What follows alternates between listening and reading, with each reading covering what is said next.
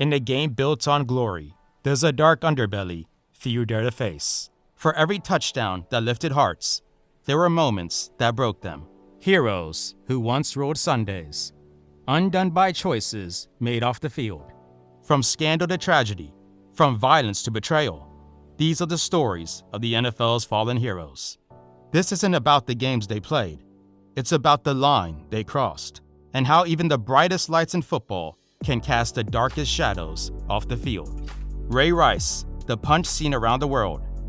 For 6 seasons, running back Ray Rice was the heart of the Baltimore Ravens offense. A 3-time Pro Bowl selection, he was a human wrecking ball who rushed for over 6,000 yards and helped deliver a Super Bowl victory to the city in 2012. He wasn't just a player, he was a beloved community figure, known for his anti-bullying campaigns. But his entire legacy, every touchdown, every cheer, was erased in one horrific moment on February 15, 2014. That night, inside the Revel Casino in Atlantic City, Rice and his then-fiancée, Janae Palmer, got into a physical altercation that ended with Rice striking her inside an elevator. The first video to emerge, released by TMZ, was damning enough. It showed Rice dragging an unconscious Palmer out of the elevator.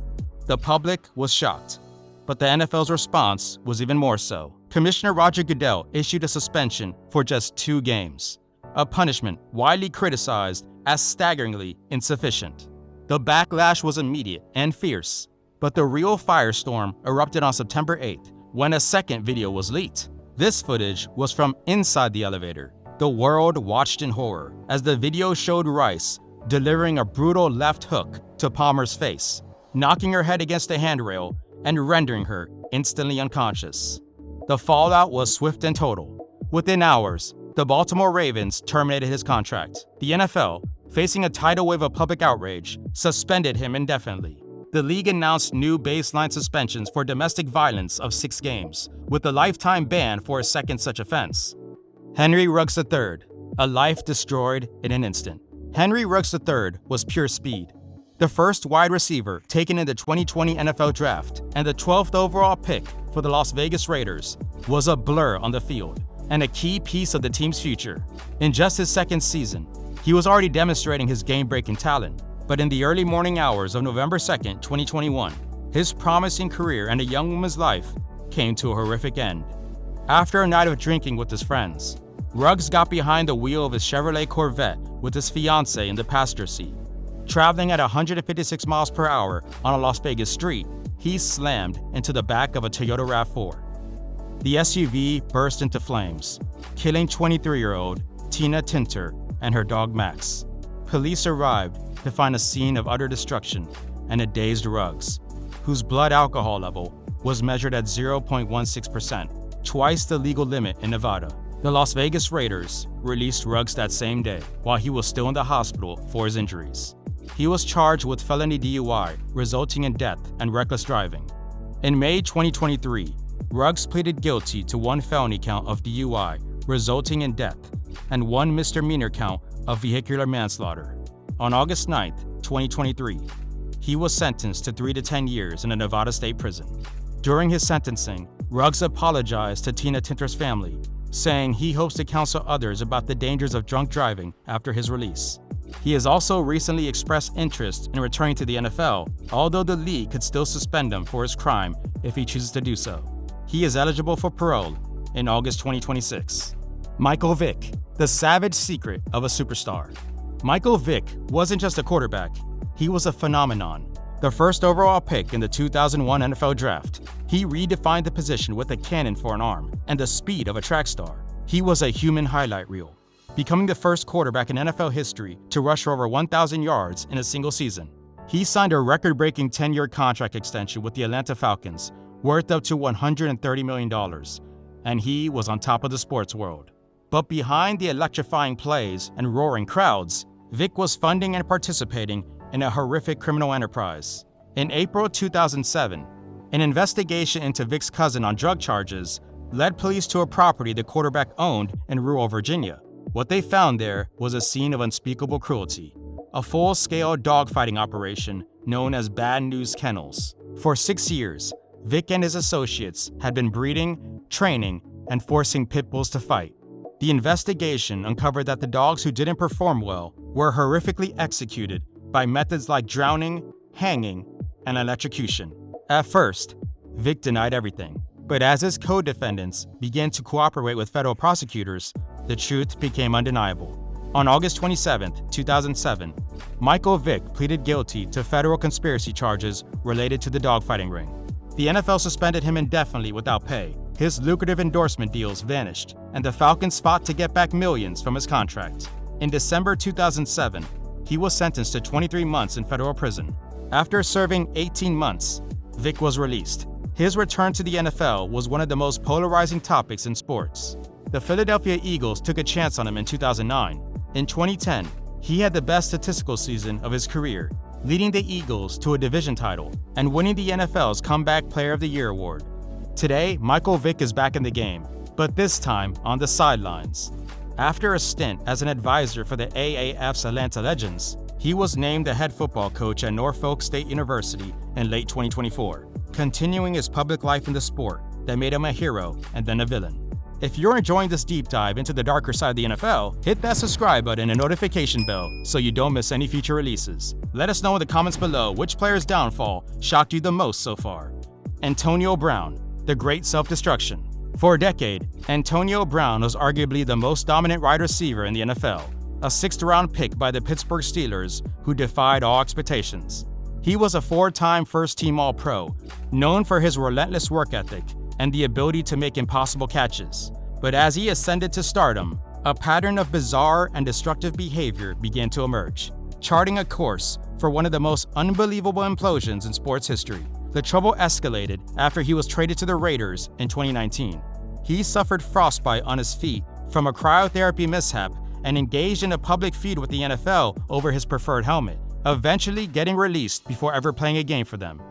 He signed with the New England Patriots, only to be cut after one game, following allegations of sexual assault and sending intimidating text messages to his accuser. His last and most infamous on-field moment came in January 2022 as a member of the Tampa Bay Buccaneers. In the middle of a game against the New York Jets, a visibly agitated Brown removed his jersey, pads, and gloves, threw them into the crowd, and jogged off the field. He was cut from the team immediately.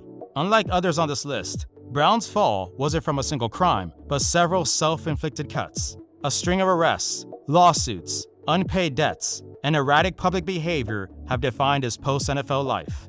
He has been accused of domestic violence, exposed himself in a hotel pool, and had multiple arrest warrants issued for failing to pay child support. He was extradited from the United Arab Emirates in November 2025 on an attempted murder charge. His latest and most serious crime to date.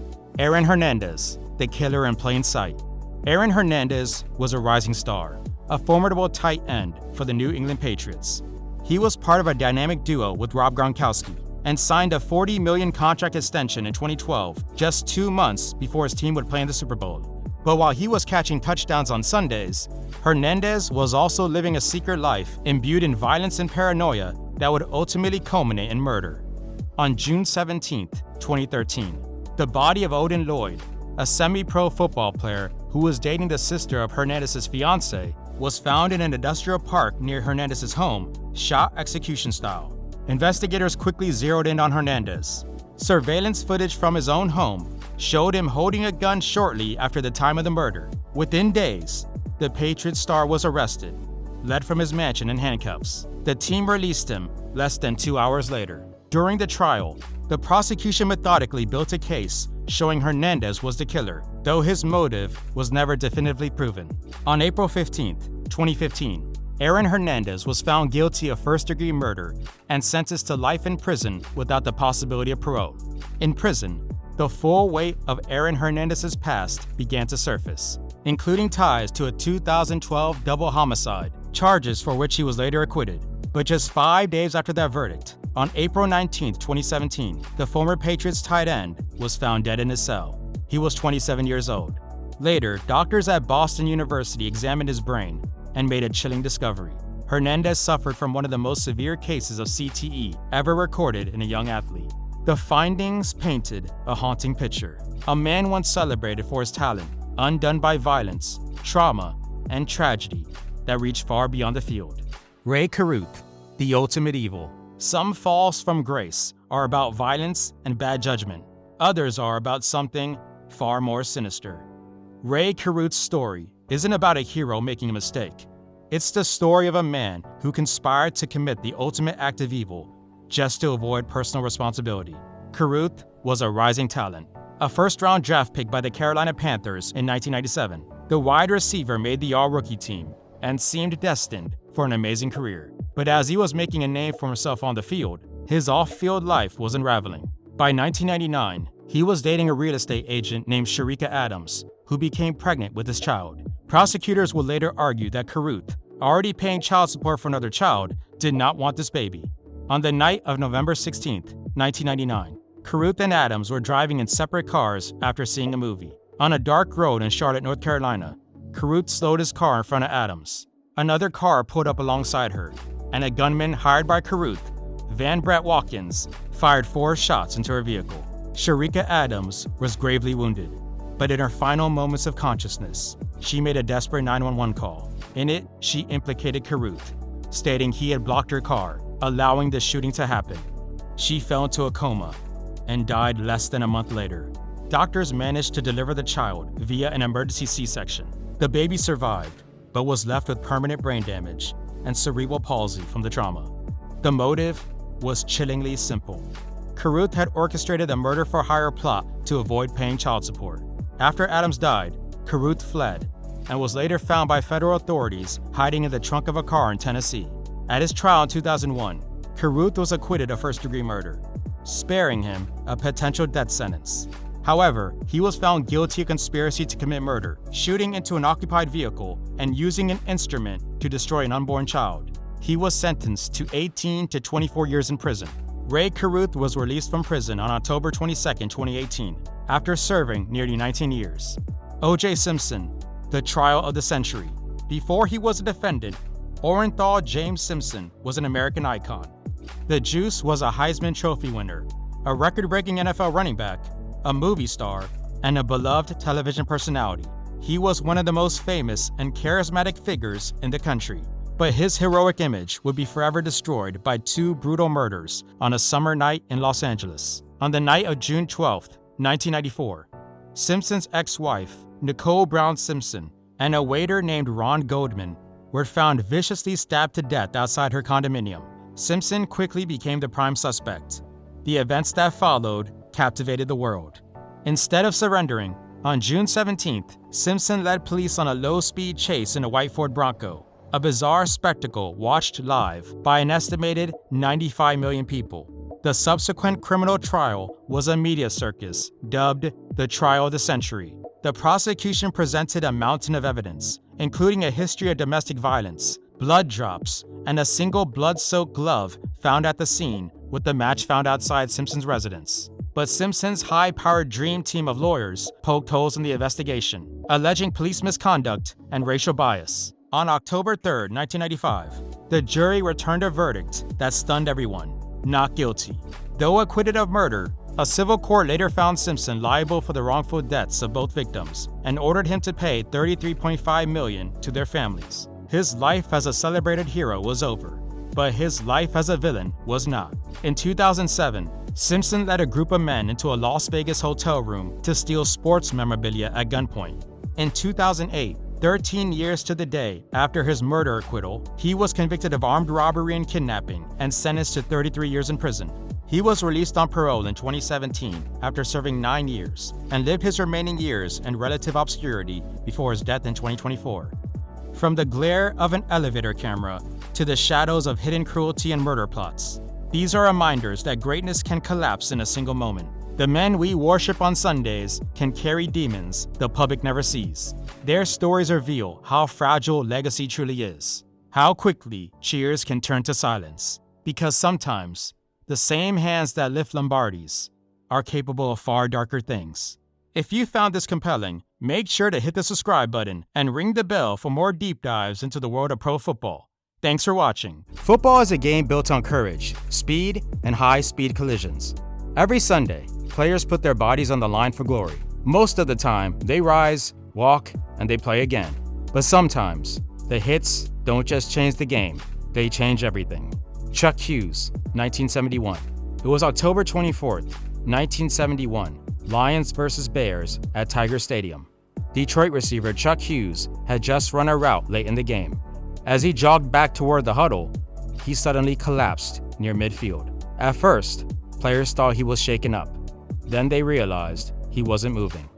Bears linebacker Dick Butkus frantically waved to the sideline, summoning trainers.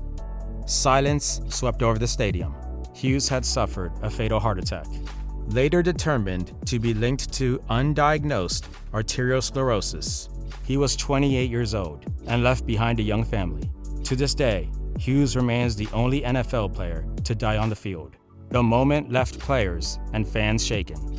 It was a chilling reminder that football is not just a game of toughness, but of mortality. In its aftermath, the NFL expanded sideline medical presence, ensuring doctors and emergency protocols were in place for every game. These changes have saved countless lives in years since they were put in place, but sadly, they were not on hand to help Chuck Hughes on this tragic day. Darryl Stingley, 1978. It was August 12, 1978, a preseason matchup between the Patriots and the Raiders. Wide receiver Darryl Stingley ran a crossing route across the middle, the most dangerous territory in football. As the ball sailed past him, Raiders safety Jack Tatum delivered a devastating hit. The collision was clean under the rules of the era, but Stingley never got back up. He was rushed to the hospital, where doctors delivered grim news. Stingley was paralyzed from the chest down. At just 26 years old, his NFL career was over before it truly began. The image of a young star struck down in a meaningless preseason game shook the league to its core. Though no immediate rule changes followed, Stingley's tragedy became one of the most cited examples in debates over player safety. His paralysis forced the NFL to begin reckoning with the violence of head and neck contact, laying groundwork for future bans on helmet-to-helmet hits. Stingley would spend the rest of his life in a wheelchair, becoming an advocate for player safety.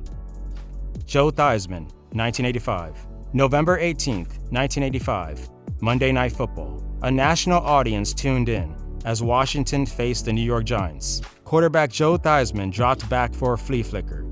But before the play could develop, Lawrence Taylor came crashing down from the blind side. Taylor dragged Theismann down awkwardly, and in the tangle of bodies, Theismann's right leg snapped horrifically. Millions of viewers recoiled as the replay revealed the fracture, a bone protruding from under the skin. His leg bent at a gruesome angle. Lawrence Taylor, one of the fiercest players in NFL history, instantly leapt up and waved for medical help. Theismann's teammates gathered in shock. His career was over on the spot. The injury became one of the most infamous in sports history.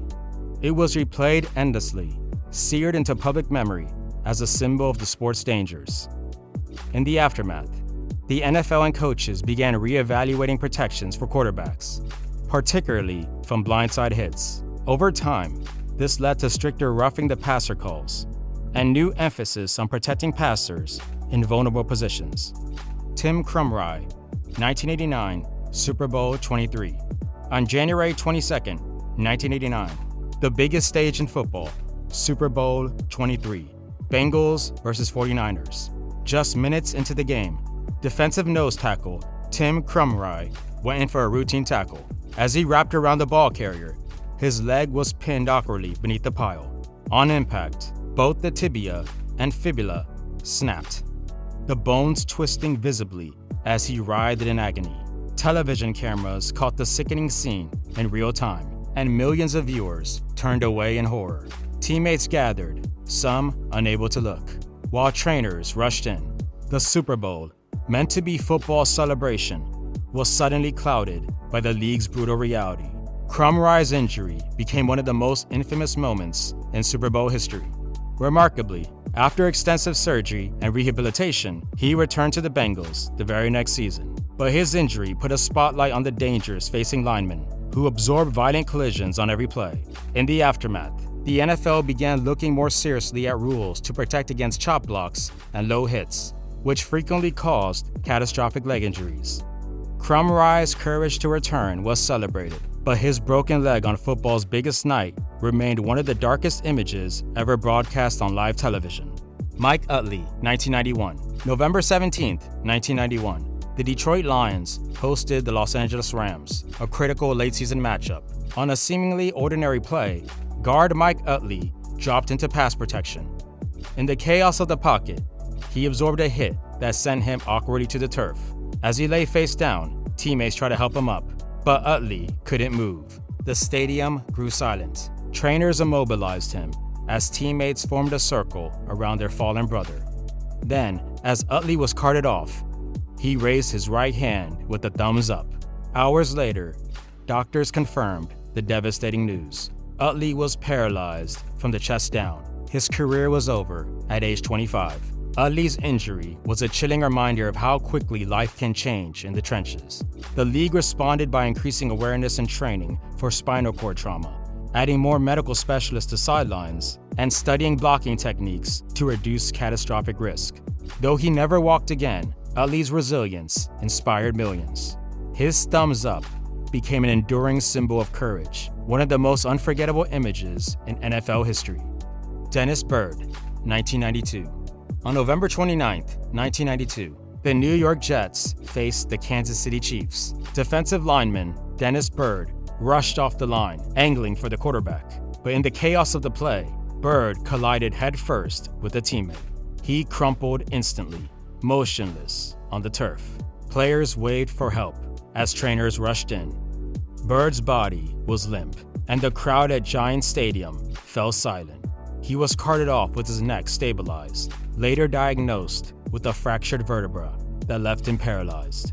At just 26, Bird's career was finished in a split second. What followed was a long fight, an inspiring one. After months of rehabilitation, Byrd regained the ability to walk. He later became a motivational speaker, using his story to inspire players and fans alike. For the NFL, Bird's injury was another wake-up call. The league doubled down on emergency spinal protocols, ensuring that every stadium was equipped with specialized gear and trained personnel for catastrophic neck and back injuries. His tragedy accelerated helmet redesigns, making head and neck protection a renewed priority. Though Byrd never played again, his resilience and recovery made him a symbol of hope. His fall was one of the game's darkest moments, and his walk years later, one of its brightest. Napoleon McCallum, 1994. It was September 5th, 1994, a Monday Night Football showcase between the Raiders and 49ers. Running back Napoleon McCallum carried the ball into a pile when disaster struck. His leg bent backward, grotesquely, pinned beneath tacklers. The knee dislocated violently, rupturing arteries and tearing multiple ligaments. The broadcast replayed it once, then quickly stopped. The injury was so severe that doctors initially feared McCallum might lose his leg. Emergency surgery saved it, but his football career was finished. After the incident, the NFL placed greater emphasis on tackling technique, particularly around the legs. Over time, rules tightened on dangerous twist-down tackles and chop blocks, both of which placed players' knees at risk. Reggie Brown, 1997. On December 21st, 1997, the Detroit Lions hosted the New York Jets in a game with playoff implications. Late in the first half, linebacker Reggie Brown collapsed after a pile-up near the goal line. At first, it looked like a routine collision.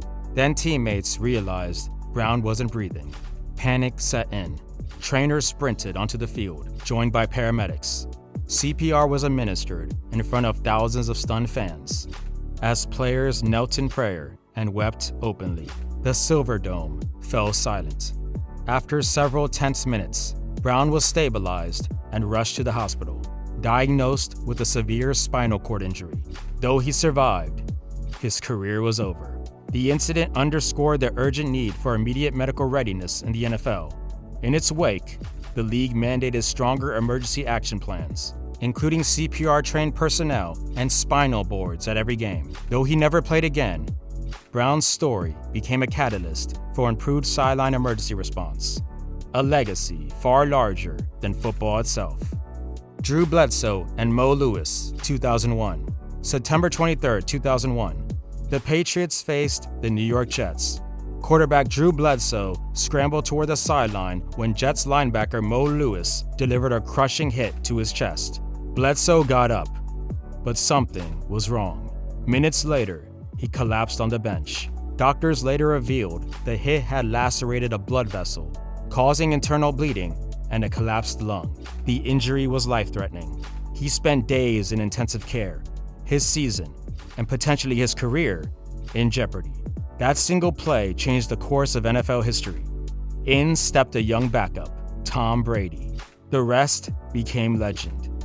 Brady never relinquished the starting job, leading New England to its first ever Super Bowl victory that season, and sparking a dynasty that would last nearly 2 decades. For the league, Bledsoe's near-fatal injury highlighted the risks of quarterback exposure outside the pocket. Over time, rules evolved to protect QBs on scrambles, particularly near the sideline. Kevin Everett, 2007. September 9th, 2007, opening day in Buffalo. On the opening kickoff of the second half, Bills tight end Kevin Everett sprinted downfield to make a tackle. The collision looked ordinary at first, but Everett immediately collapsed and lay motionless. Everett had suffered a severe cervical spinal cord injury. At first, doctors feared paralysis from the neck down. However, after he underwent emergency surgery that night, and thanks to groundbreaking cold therapy treatment and the quick on-field medical intervention, Everett regained movement. Remarkably, he would eventually walk again. His career, however, was over. For the NFL, Everett's injury reinforced the critical importance of rapid response neurology teams and reinforced the need for full spinal trauma protocols at every game. Everett never played again, but his recovery was hailed as a medical miracle. His fight turned tragedy into inspiration. Tom Brady, 2008. September 7th, 2008. The defending AFC champion Patriots took the field in Week 1. On their first drive, quarterback Tom Brady dropped back to pass. Chiefs safety Bernard Pollard lunged low, striking Brady's left knee. The hit tore his ACL and MCL, leaving him writhing on the ground. Just like that, the NFL's biggest star was lost for the season. The sight of Tom Brady limping off the field shocked the football world. New England, 1 year removed from a 16-0 regular season, had to play without his franchise quarterback. Though Brady would return stronger than ever in 2009, the injury had a lasting impact. The NFL moved swiftly to outlaw low hits on quarterbacks, especially when defenders went at or below the knees. The Brady rule became a permanent part of player protection, designed to preserve the league's most valuable position. Johnny Knox, 2011. December 18th, 2011, Soldier Field, Chicago. Wide receiver Johnny Knox caught a pass and was hit from behind, folding violently backward into another defender. His back bent in a way no body was meant to bend. He immediately clutched the turf, unable to move. Trainers immobilized him as teammates watched in stunned belief. Knox had suffered a fractured vertebra and severe nerve damage. Emergency surgery followed, but the damage was permanent. At just 25 years old, Knox's career was finished. He would endure years of pain and multiple surgeries, later walking with difficulty, but never returning to football. The injury led the NFL to reinforce rules against peel-back blocks and blindside collisions that exposed receivers to devastating hits. For players, Knox's fall was a stark reminder of how quickly a promising career can end. Once a rising star in Chicago's offense, Knox's name lives on as one of the most tragic examples of the game's dangers. His injury became a symbol of just how violent and unforgiving the NFL can be. Ryan Shazier, 2017. December 4th, 2017. The Pittsburgh Steelers faced the Cincinnati Bengals on Monday Night Football, a rivalry already known for brutal hits and physicality. In the first quarter, linebacker Ryan Shazier lowered his helmet to make a tackle. On contact, his body went limp.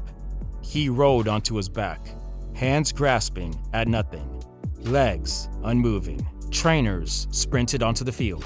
The stadium, once roaring, fell into a stunned silence. Shazier was immobilized and carted off, raising a hand as the crowd cheered through tears. Hours later, doctors confirmed the devastating news. A spinal contusion had left him paralyzed from the waist down. For months, his fight wasn't about football. It was about walking again. The image of Shazier standing at the 2018 NFL Draft announcing a pick for his team became one of the most emotional moments in league history. The NFL responded by intensifying its focus on helmet safety. Soon after, the league outlawed lowering the crown of the helmet to initiate contact, an effort to reduce catastrophic neck and spine injuries. Shazier never returned to the field, but his recovery inspired millions. His story became a painful reminder that even routine tackles can alter a life forever. Alex Smith, 2018. November 18, 2018. Washington quarterback Alex Smith dropped back against the Houston Texans. As two defenders converged, Smith was twisted and driven into the turf. His right leg snapped, a compound fracture of both tibia and fibula. Fans instantly recalled Joe Theismann's infamous break, eerily on the same date at the same stadium. But Smith's nightmare was worse. Post-surgery, infection set in. Sepsis spread. Doctors considered amputation. He endured 17 surgeries, months in a military-grade leg brace, and years of rehabilitation. Miraculously, Smith returned to the NFL in 2020. When he stepped back onto the field, it was hailed as one of the most courageous comebacks in sports history. Still, the injury left its mark on the league. It renewed emphasis on quarterback protection, sack techniques, and medical innovation for trauma recovery. Damar Hamlin, 2023. On January 2nd, 2023, Monday Night Football, Bills vs. Bengals. Safety Damar Hamlin made a routine tackle. He stood, adjusted his face mask, then collapsed. His heart had stopped. For more than 9 minutes, medical personnel performed CPR on the field. Players knelt, many in tears, as the stadium fell silent. Millions watched in horror as the game was suspended. A rare acknowledgement that football itself no longer mattered. Hamlin was rushed to the hospital, where he was revived and stabilized. Days later, he awoke and asked doctors the question that defined his spirit. Did we win? The league responded, mandating enhanced emergency action plans, expanded AED availability, and increased CPR training at every venue. Hamlin's collapse underscored the fragility of life and the importance of preparation. Miraculously, Hamlin recovered and returned to play the following season, a symbol of resilience and hope. From Chuck Hughes to Damar Hamlin, from broken bones and lost careers, these were the moments when football stood still. Each injury carried tragedy. Each one carried lessons. And each one pushed the NFL closer to safety, to awareness, to humanity.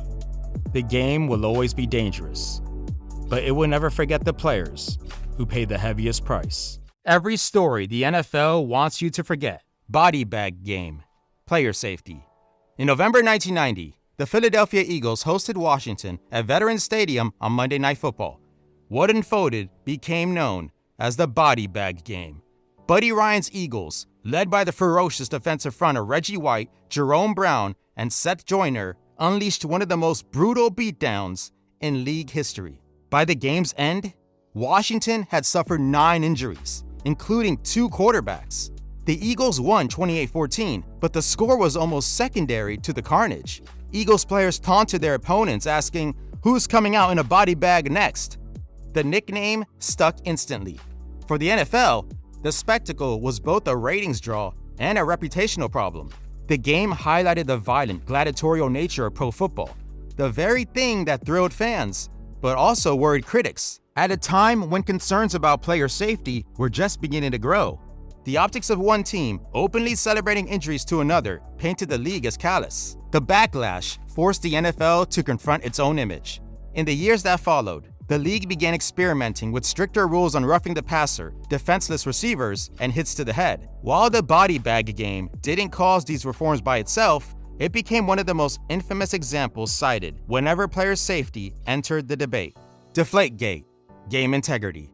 In January 2015, the New England Patriots crushed the Indianapolis Colts in the AFC Championship game. But by the next morning, the story wasn't their victory. It was the footballs.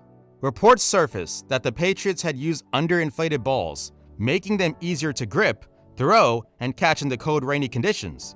What began as a quirky controversy quickly ballooned into one of the NFL's most infamous scandals. Deflategate. The league launched an investigation led by attorney Ted Wells, which concluded that quarterback Tom Brady was more likely than not aware of the scheme.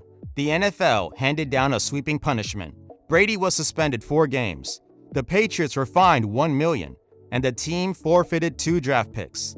The fallout consumed the league. For months, debates raged. Did deflated footballs really matter? Was Brady unfairly targeted? Was this about protecting the game or making an example out of his biggest star? The case went all the way to federal court, with Brady initially winning a reversal before the suspension was reinstated. For the NFL's image, the scandal was a double-edged sword. On one hand, it reinforced the idea that the league would punish even its most powerful players to uphold integrity. On the other, the drawn-out battle made the NFL look heavy-handed, inconsistent, and obsessed with optics. Critics said the league turned a minor equipment issue into a years-long circus, distracting from the sport itself. Though Brady went on to win more Super Bowls and cement his legacy, Deflategate left a mark. It fueled conspiracy theories, deepened distrust of Commissioner Roger Goodell, and added another scar to the Patriots dynasty. Bountygate, player violence. In 2012, the NFL uncovered a scandal that shook its reputation for fairness and safety, Bountygate. The investigation revealed that from 2009 to 2011, members of the New Orleans Saints defensive unit had operated a bounty system. Players were paid cash bonuses for injuring opponents, with payouts for knockouts and card-offs. The scheme ran under defensive coordinator Greg Williams, and according to the league, head coach Sean Payton failed to stop it. The timing made it worse. The NFL was already facing mounting scrutiny over concussions and player safety. Now, the image of professional athletes deliberately targeting each other for profit played directly into the narrative that the league celebrated violence at the expense of its players' health. Commissioner Roger Goodell handed down some of the harshest discipline in league history. Williams was suspended indefinitely. Payton received a full season suspension, the first ever for an NFL head coach. General manager Mickey Loomis and assistant head coach Joe Vick were also suspended, while the team was fined $500,000 and stripped of second-round draft picks in 2012 and 2013. Several players, including Jonathan Vilma, now a color analyst with Fox, were suspended, though their bans were later overturned on appeal. The scandal tarnished the Saints' 2009 Super Bowl championship run, raising the uncomfortable questions about how far the bounty culture extended. For the NFL, Bountygate was devastating to its credibility. The league had long promoted hard hits and highlight reels, but now it was forced to reconcile that celebration of violence with the public outcry for safety. Spygate, game integrity. In 2007, the NFL was confronted with a scandal that cut to the heart of the game's integrity. The New England Patriots, led by head coach Bill Belichick, were caught illegally videotaping New York Jets defensive coaches as they signaled in plays from the sideline. The practice, long rumored, now had undeniable proof, and it carried the name that will last forever, Spygate. The NFL moved quickly. Belichick was fined $500,000, the Patriots organization another $250,000, and the team was stripped of its 2008 first-round draft pick. It was the harshest punishment ever levied against a head coach, but for many, it wasn't enough. The fallout cast a shadow over the Patriots dynasty. New England had already won 3 Super Bowls in 4 years, but suddenly, every victory came under suspicion. Fans, rivals, and media questioned, were the Patriots' titles tainted? How much of their dominance was due to an unfair edge? For the NFL, the scandal was a reputational wound.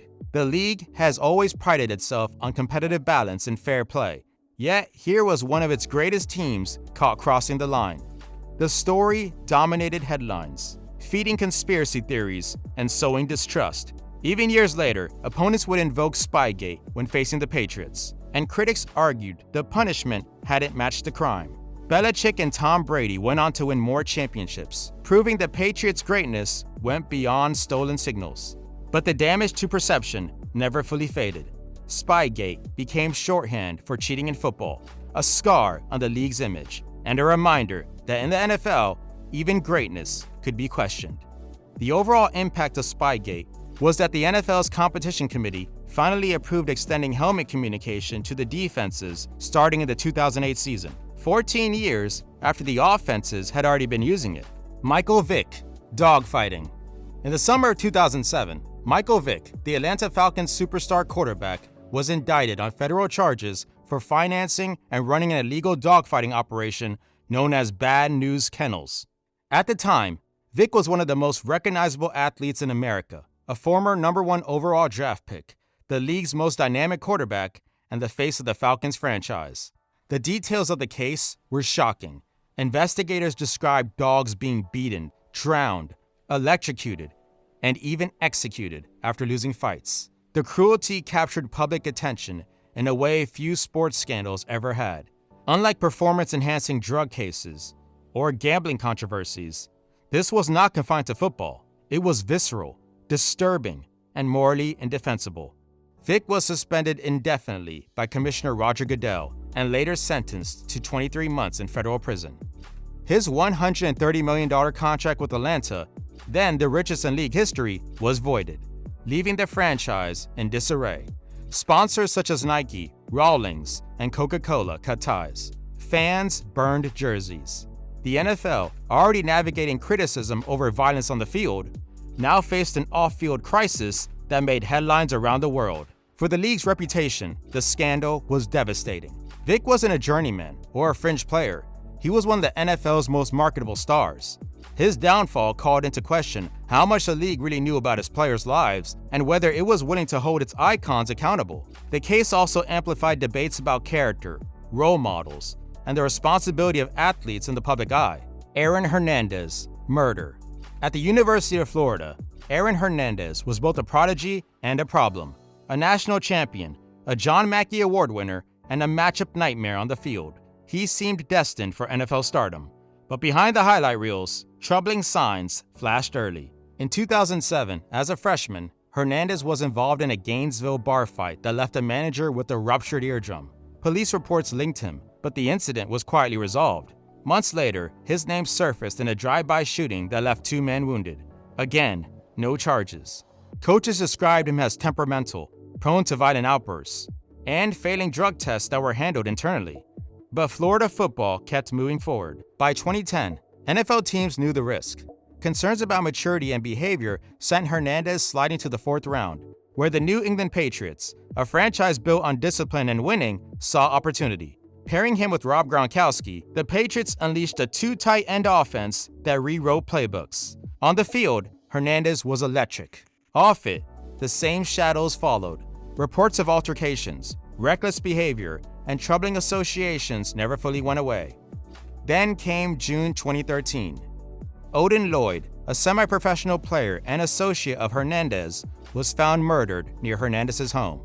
The investigation unfolded like a crime drama. Surveillance footage, text messages, shell casings, all tying Hernandez to the killing. Days later, he was arrested and charged with murder. The Patriots cut him that same morning. The trial stretched on for nearly 3 months, each headline chipping away at the NFL's image.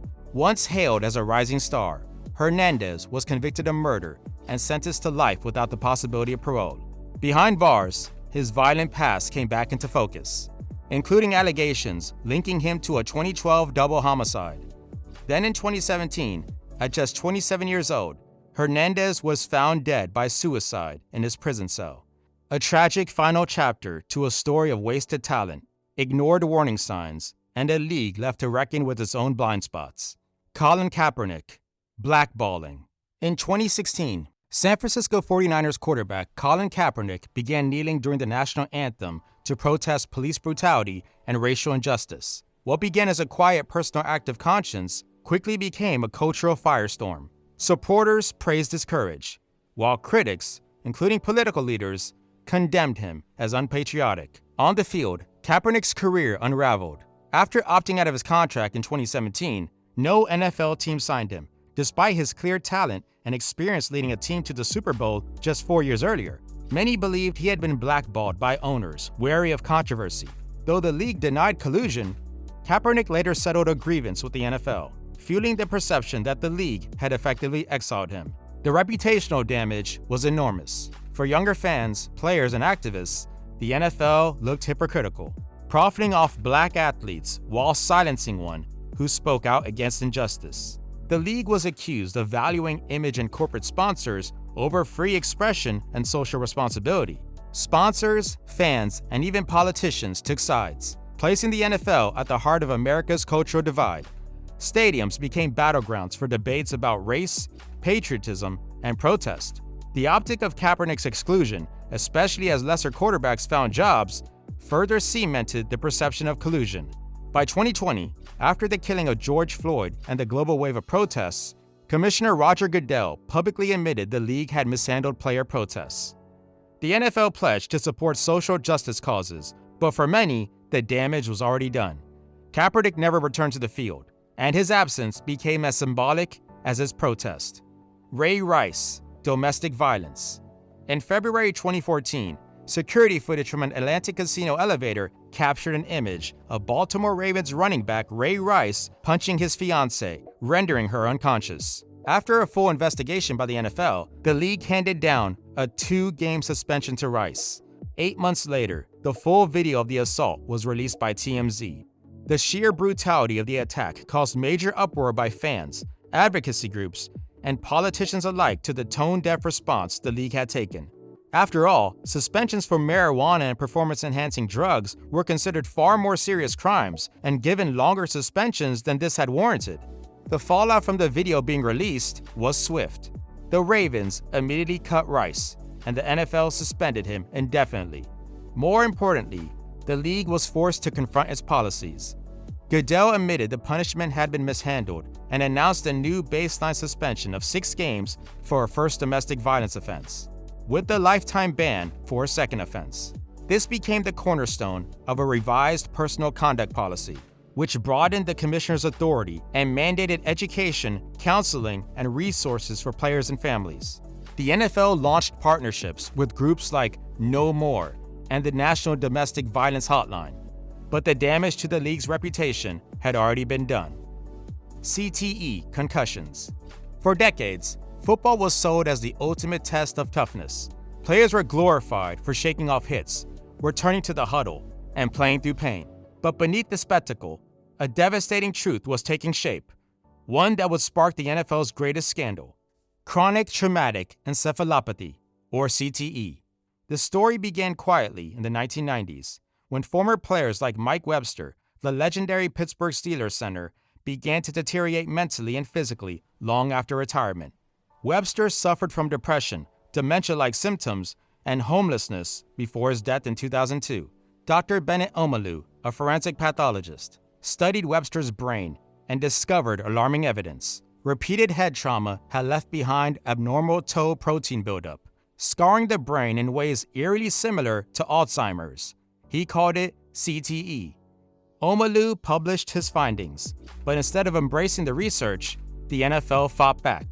League doctors publicly discredited his work, dismissing it as flawed. For years, the NFL downplayed the risks of concussions, even as players like Junior Seau, Dave Dworson, and Andre Waters died by suicide, their brains later showing signs of severe CTE. The scandal exploded into the public eye in the late 2000s and early 2010s. Lawsuits piled up from thousands of former players and their families. A class action settlement eventually forced the NFL to pay out over $1 billion for medical claims related to brain injuries. The 2015 film Concussion, starring Will Smith as Omalu, brought the issue into pop culture, painting the league as a powerful institution more concerned with profits than player health. The reputational damage was immense. For the first time, fans, parents, and young athletes questioned whether football was too dangerous to play. Youth participation dropped. High schools and colleges faced scrutiny. The NFL, once untouchable, was cast as an industry that had ignored science to protect its image. In response, the league scrambled to adapt. It introduced concussion protocols, independent neurologists, stricter return-to-play rules, and banned head-first hits. the NFL invested millions into helmet research and pledged to study brain injuries more transparently. Commercials shifted focus from big hits to player safety. Yet critics argue the changes came only after years of denial. Today, CTE remains football's darkest shadow. Each new study, each retired player's story keeps the spotlight on the risks of the game. While the NFL survives and thrives financially, the scandal reshaped its identity. It forced the league to admit that behind the glory and tradition lies a dangerous truth. Football can change lives, but it can also destroy them. The CTE saga is more than a scandal. It's a reckoning.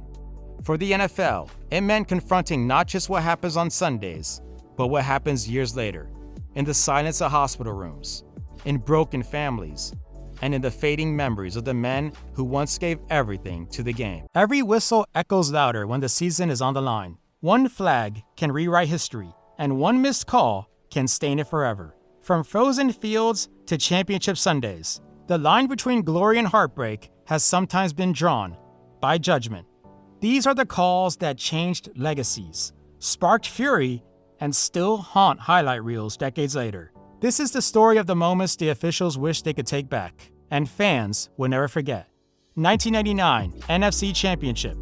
The Burt Emanuel rule. In the final minute of the 1999 NFC Championship, the Tampa Bay Buccaneers were down 11-6 to the high-powered St. Louis Rams. Quarterback Sean King dropped back and fired a strike to Burt Emanuel over the middle. Emanuel cradled the ball, hit the turf, and rolled over, still clutching it. By every instinct of football, every sense of what a catch is, it was a completion. The Bucs hurried to the line, ready for the next snap, until the whistle blew. The play was under further review.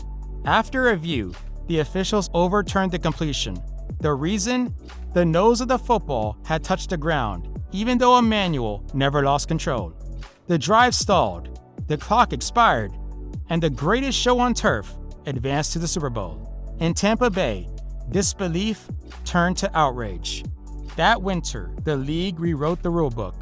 Control, not contact with the turf, would define possession from then on. Burt Emanuel didn't just lose a catch. He forced the NFL to redefine one. In the record books, it's an incomplete pass. In the hearts of Bucs fans, it's the catch that never was. 2014 NFC Divisional. Dez caught it. Lambeau Field, 4th and 2, 4:42 left.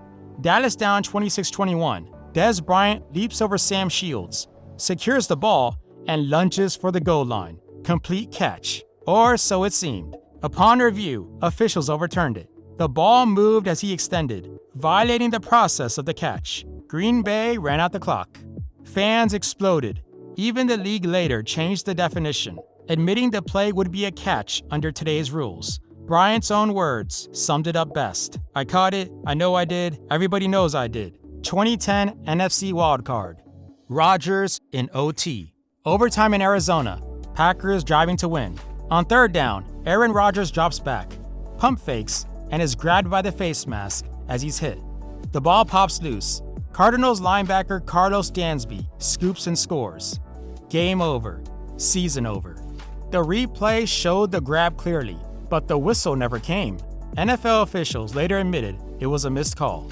For Rodgers, it was a brutal ending to his first playoff start, and a reminder that even in sudden death, the rules are only as good as the eyes that enforce them. 2017 AFC Championship. Myles Jack wasn't down. Fourth quarter, Jaguars 20, Patriots 10. Dion Lewis runs a reverse, stripped by Myles Jack, who springs up with the ball and a clear path to the end zone. Whistle. Officials ruled Jack down by contact. Replay showed no such thing. The Jaguars kept the ball, but lost the touchdown, momentum, and eventually the game. New England won 24-20. Jacksonville fans still swear the whistle cost them a Super Bowl trip. The league later acknowledged the play should have continued. One whistle, one lost chance at making history. 1965 Western Playoff. The Phantom Field Goal. Lambeau Field, December 26, 1965. The Packers and Colts battled for the right to face Cleveland for the NFL Championship. Late in regulation, Green Bay trailed 10-7. Don Chandler lined up a 22-yard field goal, that to almost every eye in the stadium and on television sailed wide right. The officials, stationed beneath short goalposts, hesitated, glanced at each other, and raised their arms. Good. Game tied. Baltimore players erupted in disbelief.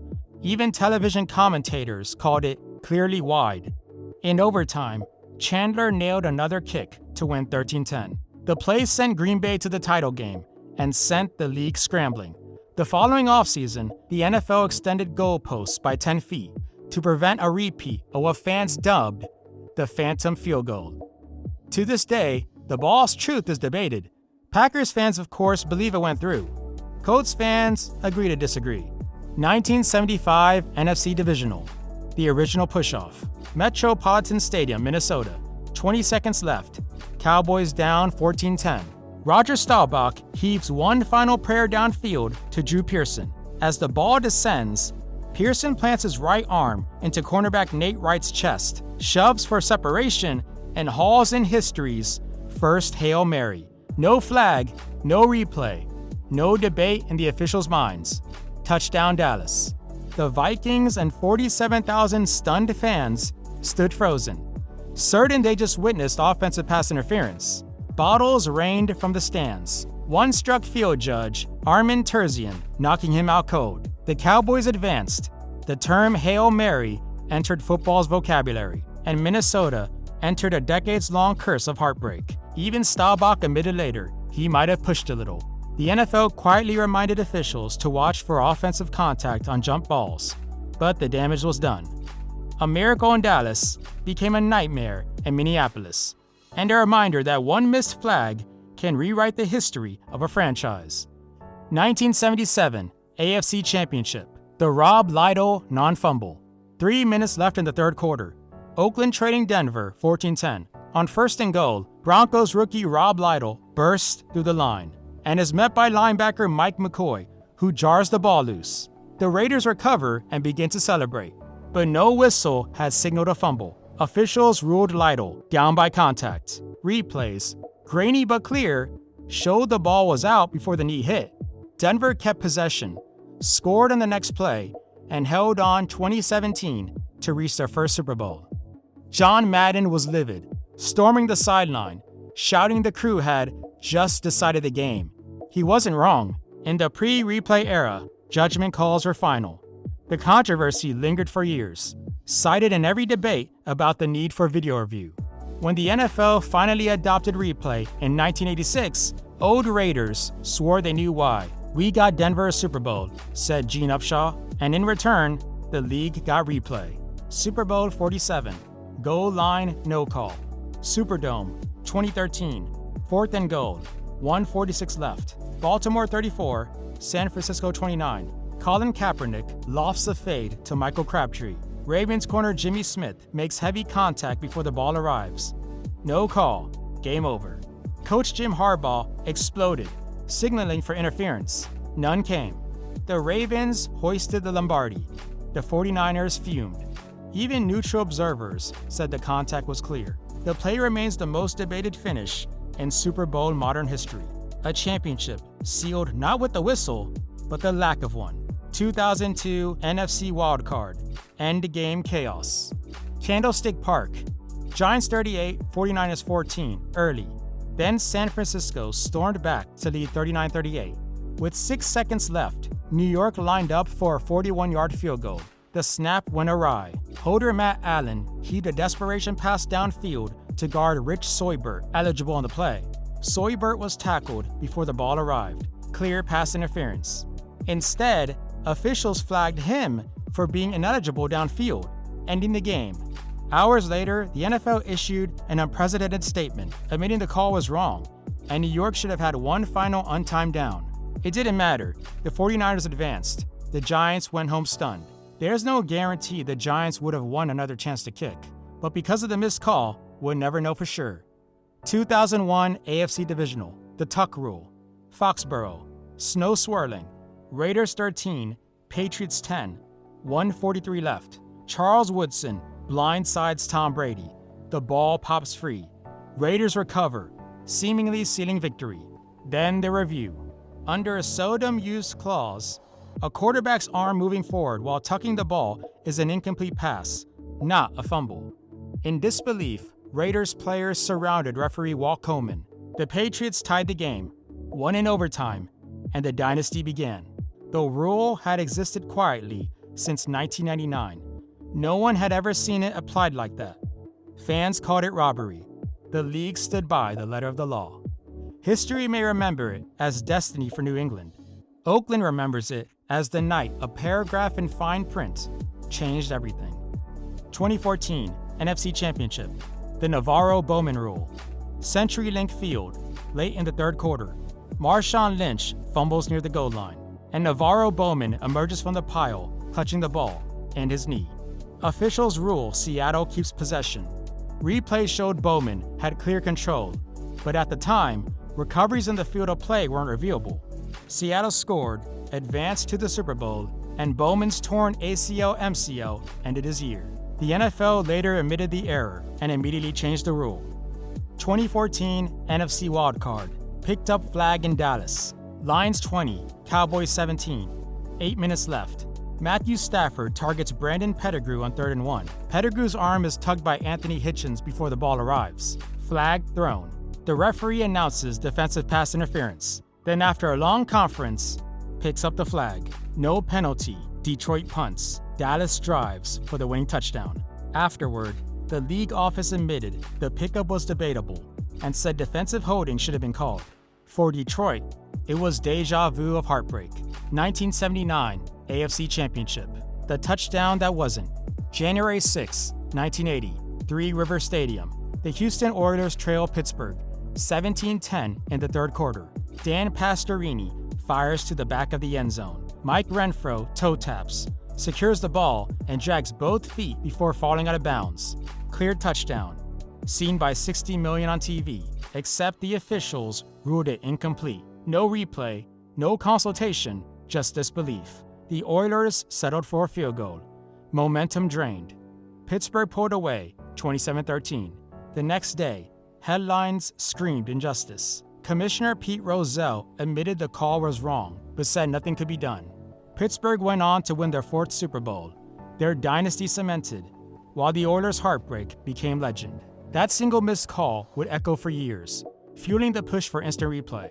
For Houston, it was the play that kept them from history. For the rest of the league, it became the moment that proved even dynasties sometimes need help from human error.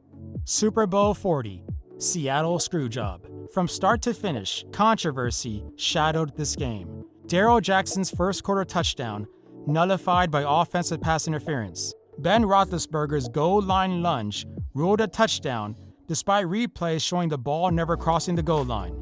Later, a phantom holding call erased a 22-yard completion. Seattle fell 21-10. And years later, referee Bill Levy admitted he kicked 2 calls that impacted the game. For the Seahawks, it was a confirmation of heartbreak. For the Steelers, it was simply history written their way. 2018 NFC Championship, the NOLA no call.